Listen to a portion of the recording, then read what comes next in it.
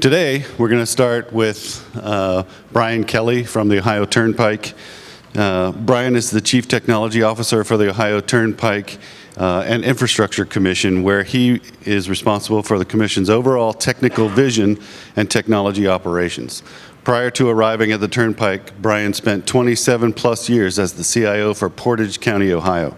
He serves as the Infrastructure Work Group Leader for Drive Ohio, and he is a member of the International Bridge, Tunnel, and Toll Road Association Connected Autonomous Vehicle Work Group. Say that 3 times. Brian holds a Bachelor of Arts in Criminal Justice and Sociology and a master's degree in Public Administration from Kent State University. He's a graduate of the Certified Government Chief Information Officer program at the University of North Carolina at Chapel Hill. Brian teaches public sector IT management, electronic governance, and strategic planning online graduate courses and undergraduate criminal justice courses at Kent State University. Brian was recognized as one of government technology's top 25 doers, dreamers, and drivers in the public sector innovation in 2012. Please welcome Brian Kelly. Thank you. Thank you, Charles. It's always a pleasure and honor to be able to come off of the Ohio Turnpike and spend time working with ODOT and having conversations with ODOT. So to understand the future, and it's really important that we understand the future because the future is coming very rapidly, more rapidly than the future has come ever before in the history of the world. But so to understand the future, we have to look back at the past. And this spring, I went back to the past, totally on a flim. I bought a 91 Corvette. And it was a really weird experience getting in a vehicle that is nearly 3 decades old. There's a button down by the dashboard that if you press that button in and pull it out, there's a hot coil. And I had to explain to my 13-year-old daughter what that button is and why that coil gets hot, because she had never seen a button like that in a vehicle. I enjoy driving that car now, but after a day or two, I always want to get back in my 2018 GMC. Cars today, in fact, going back several years, now have 70 to 100 million lines of software code embedded within the vehicle itself. Our vehicles are becoming rolling data centers, and that number of code being installed is going to be increasing exponentially in the very few years. Vehicle software has become extremely complex. In fact, more complex than other things that we would expect would be far more complex, such as a Boeing jet, an F-35 jet fighter, and many other things. Vehicles today have really progressed in terms of the technology, and again, that's going to exponentially increase in the very near future. How many of you have heard of the Great Manure Crisis of 1894? It's something we talk a lot about now in Ohio. Because back in 1894, in cities across the world, London, New York City, manure had really become a problem. There were tens of thousands of horses on the street putting down significant amounts of manure and urine, and horses dying in the streets as well. And at that time, the transportation specialists having to deal with this problem, really didn't see how they were going to be able to handle it. And there were some predictions made in London, in the London Times, that within a number of years, there would be 9 feet of manure on the streets of London. At the same time, down here in Columbus, Ohio, we were the buggy manufacturing mecca of the United States. Business was booming. If you were not employed in the buggy business here in Columbus, you probably had relatives and friends that were. There were new factories being built at the end of the 17th or 18th century. And they were dealing with what people wanted in terms of transportation in the past and what they thought people wanted in the present. This is a picture. I was in the Cleveland Art Museum earlier this summer, and this is a picture from 1905 in Central Park, New York City. And I was drawn to it because quickly recognized it's 1905, and the horses, this picture is titled The Drive. Horses in Central Park in New York City that just in a few years would be disappearing. Because in Detroit, Henry Ford and others, they weren't working on the past, they weren't working in the present, they were working in the future. And they were working on what was coming next, which would totally change transportation as we would forever know it in the history of the world. In New York City, by 1913, we saw more vehicles on the streets than we did horses. Horses started to disappear, and voila, the great manure crisis was solved. Solved by Henry Ford and others who came up with a solution to totally get rid of manure by getting rid of the horses and providing a whole new means of transportation. And so a quote that I came up with as I've studied this and looked at this that I share with you today. If you're focused on the past or the present, you just might miss the future. And as technology specialists, it's time that we start transitioning, if we have not, from the past and from the present and start looking towards the future. Now, we still have to maintain and operate and make progress in the present. That's true. But we really need to turn our attention and our focus and our thinking to the future. The future of what's coming in terms of transportation. The future of what's going to drive the future. And the future of our roads, our bridges, our infrastructures, and the vehicles that are beginning to get onto the road and will be increasing in numbers with technology that will far exceed anything that we currently have today. In Newsweek in 1957, it's kind of interesting. The Ohio Turnpike opened in October of 1955. And in 1957 in Newsweek, they had this article on autonomous vehicles, right? And I'm sure people saw that and couldn't even imagine. Autonomous electric vehicles, mind you. And then a short few years later, the Jetsons, right? How many of us grew up with the Jetsons? And we watched the Jetsons, and we said to ourselves, wow, someday. And now we're still asking ourselves, or many are, when will the Jetsons ever come? Well, the time is here. It's coming very quickly. But it's very different because in the Jetsons, George Jetson had a joystick. There's no joystick in an autonomous vehicle. And over in Sweden and Europe, they're not looking at where to put electric charging stations. They've already done that. They're now looking at technology to put electricity and charging in the road and overhead, and looking at ways to charge vehicles while they're traveling, not while they're sitting. And so I submit to you that this human experiment that we call driving is an utter failure. It is an utter failure. We, unfortunately, are the guardians and the warriors that have been left to deal with this failure in our society. And we're constantly trying to find ways to improve it, to reduce injuries, to reduce the loss of lives, but it's a struggle because it truly is a failed experiment. And it's getting worse. We as human beings, we're poor drivers. And smartphones and many other distractions now are making it where some people shouldn't even be in the car driving at all.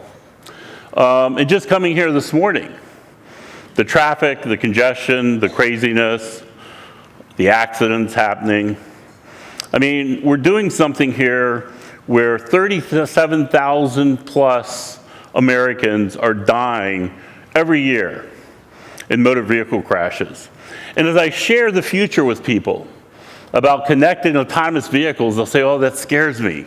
Autonomous vehicles scare me. And I say to them, what should scare you is doing what you're currently doing because of the loss of life. This very day, 6 to 9 teenagers in this country will lose their lives in automobile accidents. Now you look at this picture, and there's the woman on the far right carrying a baby. What does she have to do with all of this? Well, this woman back in 2003 was driving down the Ohio Turnpike at 65 miles per hour, obeying the speeding law. But a trucker passing her happened to look over, look down at her going 65 miles an hour, and he saw something that shocked him.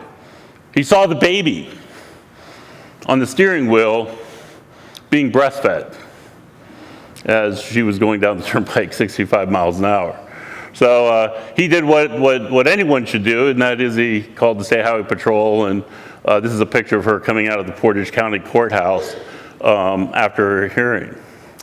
So we're totally distracted today, we really are, with technology and many other things going on in our lives that really take our focus off of driving. And I would submit to you that this morning here in Columbus, there were thousands and thousands of autonomous vehicles on the road, self-driving vehicles, because the human being that was supposed to be driving them really wasn't driving it at all, or very little, unfortunately. And so we have to look at this, and how are we going to address this? How are we going to stop it? How are we going to make such a drastic change that, we can bring that number down of 37,000 plus lives lost every year significantly? Well, the answer is going to be with connected autonomous vehicles. But there's another problem with vehicles today, and that is they're sucking our money away, right? Vehicles sit on pavement or on concrete 95% of the time. A significant portion of our earnings go towards our vehicles. And so as we look towards what autonomous vehicles will bring, they'll not only bring a great advantages in terms of transportation, but conceivably will move to a subscription type of service where we're not paying for a vehicle to sit on pavement 95% of the time. We're paying for a vehicle when we need transportation, just like we would use Uber or Lyft today. And these are hard things for us in our society to deal with, right?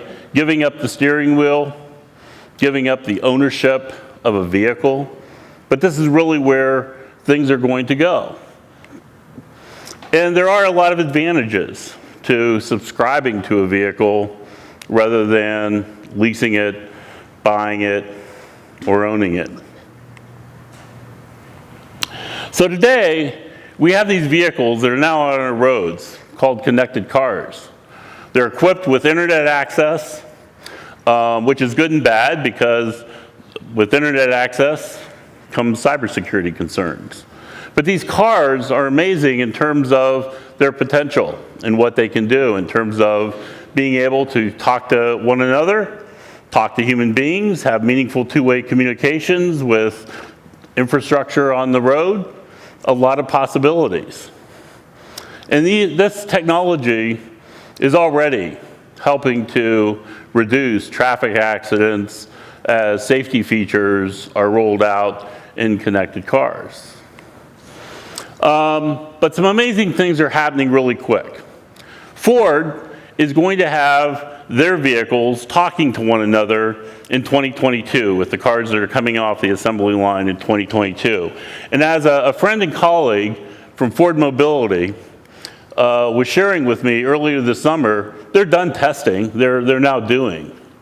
And Drive Ohio, the Ohio Turnpike, started conversations with Ford a little over a year ago, and we're now progressing to where we're looking to join a partnership with Ford, and they with us, to help test this technology out in real environments here in Ohio, on the Ohio Turnpike and other roads, which will enable us to get a better understanding of the capacity that and how we can leverage this technology of vehicles being able to talk to vehicles, vehicles being able to talk to people, and vehicles being able to talk to infrastructure. It was amazing because I was up in Dearborn meeting with Ford earlier this summer, and they gave us a proposal, and the proposal had a diagram of a vehicle and how that vehicle would communicate in this new environment. And they had a drawing of the cloud, and I was drawn to the cloud because it said DOT, the DOT cloud. That's where Ford envisions their vehicles getting operational data from in regards to road closures and different events happening on the road, to be able to also pick up information coming off of sensors on the road that we in the state deploy, cities deploy. And I'm like, wow, because just like 3 weeks earlier, I'd been meeting with Charles Ash and others down here, and we're talking about this new central integrated database that we're building. Well, that was the database, the cloud that they showed. And so this isn't coming far into the future. It's coming now, and it's not just Ford. GM and Honda and other manufacturers are actually all working together on this technology so that their vehicles, regardless of auto manufacturer, will be able to talk to one another. And so connected vehicles have a lot of promise in the near future of what they can do to help us increase safety on our roads, and also help us to reduce some of the problems that we deal with in transportation in regards to accidents and other types of road hazards. And it is amazing what we're going to be able to do. With cars being able to get alerts from other cars, from traffic lights, you know, you're headed towards a green light and someone coming in the opposite direction is headed towards a red light, they're not going to stop. Today, that's a tragic encounter. In the connected vehicle world, your car will get a message either from the other vehicle that's coming through the red light or from the traffic device that an accident may occur, giving you the opportunity to take evasive action. It will also notify the other driver that's headed into the red light, giving them an opportunity as well. And in the future, if you don't react, your car will react on your behalf to save your life and to avoid the accident. But the way that Ford and other auto manufacturers are working with this technology, and it could be through the smartphone that you carry as a pedestrian, you're also going to be getting information about the vehicles around you. The traffic devices are going to be talking to your smartphone app to know where you are in this world of transportation, and you become part of the ecosystem through which all of this operates. And then at Ohio State, they've developed a paint that you can paint the crosswalk with, and a blind person's stick interacts with that paint to tell them where they are at in the crosswalk, but the stick also interacts with vehicles and traffic devices to tell them as well about the blind person that's in the crosswalk. So an amazing world where we're starting to go. And we were privileged earlier this year, there was an article in Forbes that we contributed to at the Ohio Turnpike. And in the article, the author graciously quoted, "The Ohio Turnpike is one of the nation's leaders in testing and applying transportation technology." Because as we look to the future on the Ohio Turnpike, we're looking to what's coming in the future. Not just with tolling, but with the 57 million plus vehicles that are on our road every year. And how do we have to prepare our operations, our tolling system, and the road for these new vehicles? So we began back in 2017 a project to create a test road as part of our main toll road. We took a 60-mile section from Streetsboro, Ohio to Lorain, and we installed DSRC technology leveraging edge computing. It's also known as fog computing. So we all know what cloud computing is, right? fog computing is really cool because in the IoT world, where communication needs to happen much more rapidly than what is needed when you're transferring data to the cloud and from the cloud, fog computing is closer to the road, just like real fog.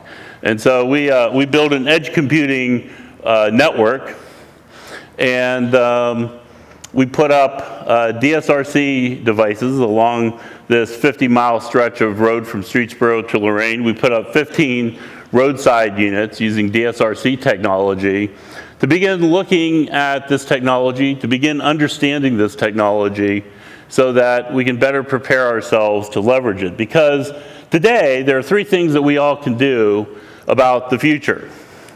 We can ignore it, and many DOTs, many state agencies, many local governments are ignoring it today because of whatever. They're scared of it, they're not sure of it, they question it, and so that's where many of them are.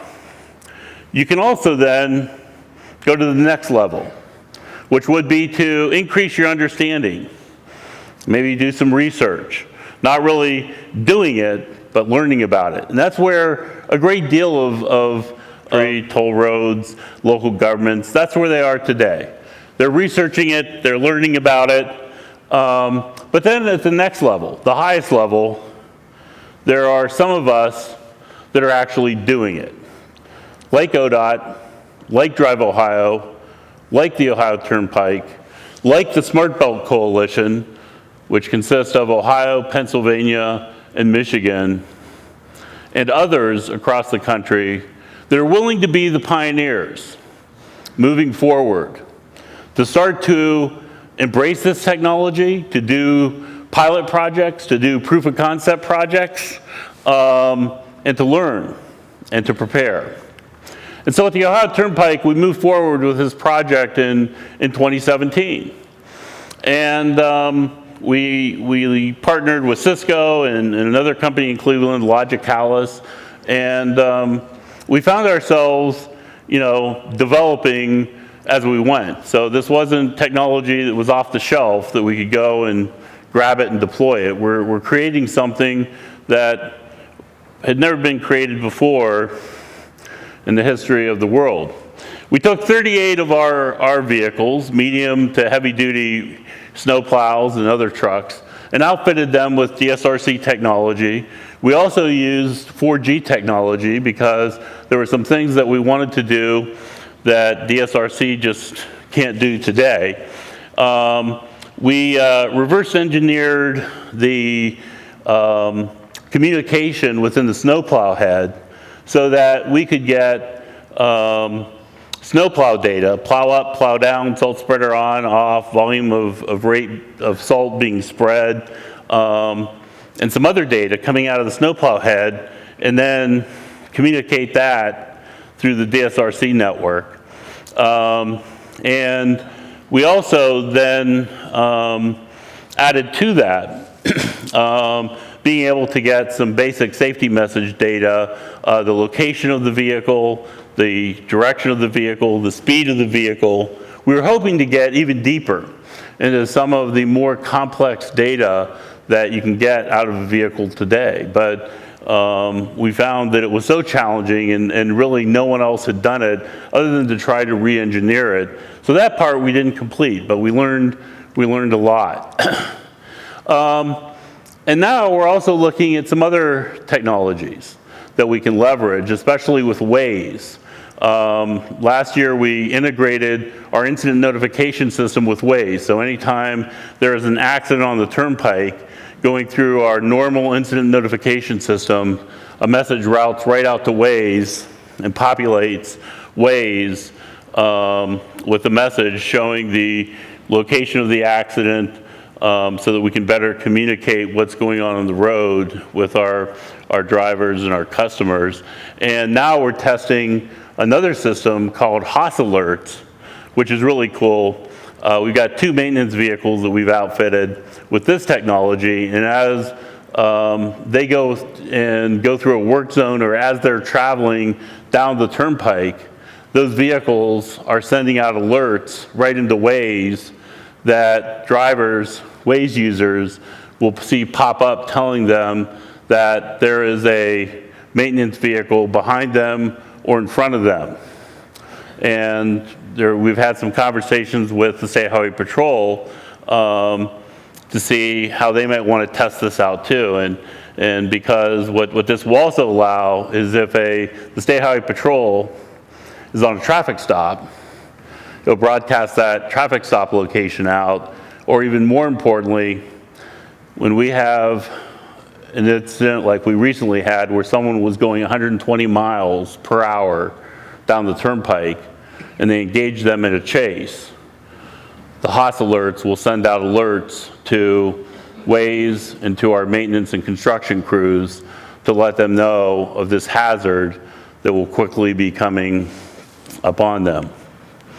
So we're looking at a whole new way of mobility in our country, and being able to integrate the pedestrian, the bicyclist, the person on the scooter, the person on a bus, on a train, in an Uber, Lyft, their own car, and being able to pull this all together. And it's one of the big initiatives down here in Smart Columbus, and what they've been working on, and what CODA has been working on as well, and many other cities across the United States and across the world, because these things aren't just things that we're doing here. They're also developing and being tested in countries across the world. And we're getting to a point where this is all going to come very rapidly. And it's going to change us, I would submit to you, in such a way that life as we know it changed when we were in horse and buggy and the automobile quickly came off of the assembly line onto the roads that existed at that time, and life changed. And so things are getting ready to change and ready to flip. And I had the opportunity, there are a lot of different facilities just like the one that we just opened at TRC. Similar facilities opening in Florida. This is SunPass, where I had an opportunity to go and tour that facility earlier this spring. Other similar facilities in Georgia now opening. And so these efforts to research, to begin deploying, begin testing, are going on very rapidly. And we're moving through a series of stages with the automobile in terms evolving from where we were with the first automobile that rolled out of the assembly line in Detroit, going through these various levels where cars are becoming less and less driven by a driver and able to drive themselves. And I will submit to you that we will get to level 5, which is totally autonomous driving. That will come. Whether we want that, whether we don't want it, it is coming. And it will save lives. I think that it will save money. And I think that it will improve our quality of life through many different ways. And while the public hears these horrific stories coming from Uber accidents and from Tesla accidents, the real pioneers that are perfecting this technology are just silently doing what they've always done. And that's Ford and GM and Honda and Volvo and Audi and others. And they are working towards perfecting this technology. How soon will we get to a totally autonomous vehicle? That's still questionable, because we're trying to do something that is very difficult, and that is to replicate what we as human beings try to do and should be doing when we drive an automobile. We're trying to replicate that with artificial intelligence. But there's some predictions saying that it will be in the 2030s, but I'll submit to you that we will see it much quicker. GM announced earlier this year they're building a $300 million plant for autonomous vehicles in outside of Detroit. Waymo doing the same. So, this is not, test vehicles that they're playing with. This is a very serious initiative where those that are engaged in helping us through this transformation process with transportation technology, they see and know where it's going and how they're going to get us there. And if you haven't done so, I think it's really cool to go down and take a ride on the self-driving shuttle. I did that with my kids to share that with them. I did it for myself, but more importantly, I wanted them to be acclimated to what's coming as well. And I wanted them to feel comfortable and safe with this technology as they begin to hear more and more about it and begin to see it and experience it. And it's amazing, the things that are going on all across the world. In Norway, they have autonomous snow plows plowing runways. In the southern part of the United States, the Postal Service now has autonomous semi-trucks delivering mail, transporting our mail. We've got autonomous types of vehicles on campuses today, delivering snacks to college students that can order them via an app. We've got Kroger testing autonomous vehicles, delivering groceries to people's homes.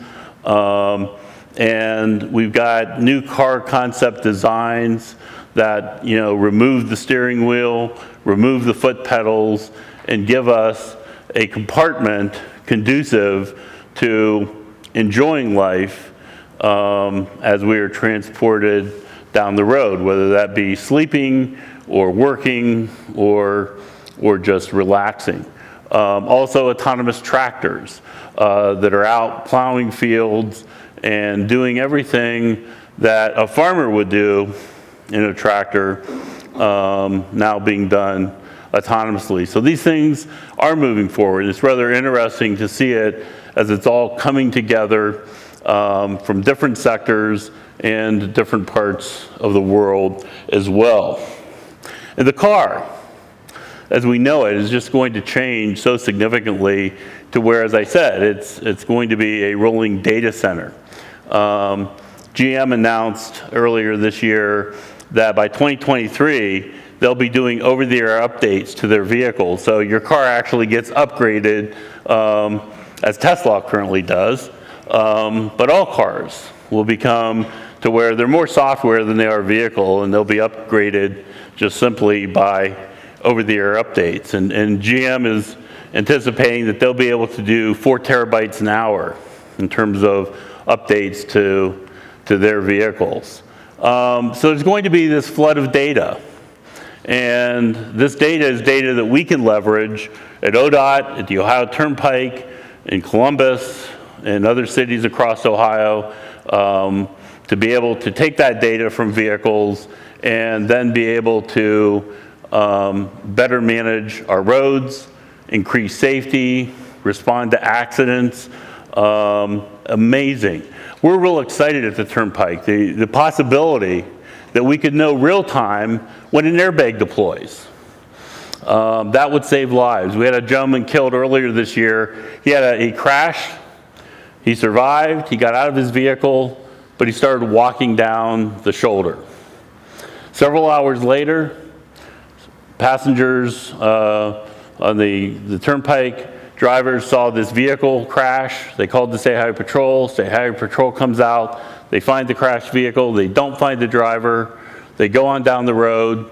A report comes in of a body in the shoulder. They find this man. He's deceased. They go on down the road. They find a disabled truck. The driver of the truck thought he hit a deer. And so with future technology, we might have been able to prevent that type of death. And then knowing when vehicles are losing traction with the road that we have an ice issue, a water issue, and going out and treating that before there is an accident, before there is a fatality. So it is very important that we start embracing the future, we start understanding it, and be prepared that when this technology comes forth and is adopted en masse by our society, that we are ready to react to it. Now, there are also a lot of cybersecurity concerns with all of this as well, right? I mean, we're still getting ransomware to our desktop and to our networks, and we're still engaged in this cyber war that's never ending. And certainly, connected vehicles, autonomous vehicles, have a whole landscape, a whole new threat vector in terms of all of this too. But they're working on that as well. And I think the things that they're able to do with the connected autonomous vehicle in terms of cybersecurity, we'll be able to leverage in our networks, in our systems as well. So I encourage you, as you leave this 2-day event, with everything that you learn, begin thinking about the future. Begin thinking about the future of technology within your realm and what you're responsible for. Start learning about artificial intelligence, about blockchain, about autonomous vehicles, because the future is going to come very rapidly, and you'll be working with these things very rapidly as well. And there's another thing that we can do. Being educated as we go out in society with friends and relatives, coworkers, we can begin educating them about the technology and help for them to understand it and hopefully begin to embrace it and at least begin to think about adopting it. Thank you. Do we have any questions? Do we have any questions that anybody would like to ask? How many of you are, okay, one back here. What's the incentive if I have a 9-year-old vehicle that I have $45,000 invested with my insurance and cost of it, and I have a $1,500 per month that I would have to pay over 10 years, $150,000. I see quite a difference in the cost right there. What's my incentive to go to that? What's going to be your incentive? Yeah. Well, hopefully that subscription service is going to come, I mean, the cost of that will come down as we change to that. And, you know, I mean, it's kind of sad where we took the American dream. The American dream was to own a car and to own a home, okay? And the home that was talked about in the American dream was not a $300,000 home. It was not a home that you would end up losing the majority of your paycheck to have a loan to pay for. Nor was the car in the American dream ever the car of today, right? I mean, that wasn't it. And today, we have taken that American dream and we've become poor and bankrupt. We have. I mean, I go to conferences, I'm in rooms with executives who make well over $100,000 a year, and everybody in that room is on the verge of poverty because they're house poor, they can barely afford their mortgage, they've got car payments, and they've got nothing else left in their paycheck. They may get 3 or 4 or 5 weeks of vacation a year, but they can't go anywhere because they can't afford to go and enjoy life because they have no money. So as we look at how this technology will change, we do see that cost of transportation flipping. We truly do. Any other questions? How many of you are excited about this? How many are fearful? Got to be some, right? And so I encourage you that are fearful to keep an open mind and to do research. And not just focus on the bad articles or the scary articles and news stories that are coming out, but sit down and spend some time to research what's truly going on. And we have some great academic institutions across the country like Ohio State and the Smart Belt Coalition, the University of Michigan, yes, even them, and Carnegie Mellon, and many others that are working on this in hand with the auto manufacturers and the technology companies to make this all come to fruition. Any other questions? Well, thank you. I appreciate this opportunity to come, and I hope you start thinking about the future and embracing it.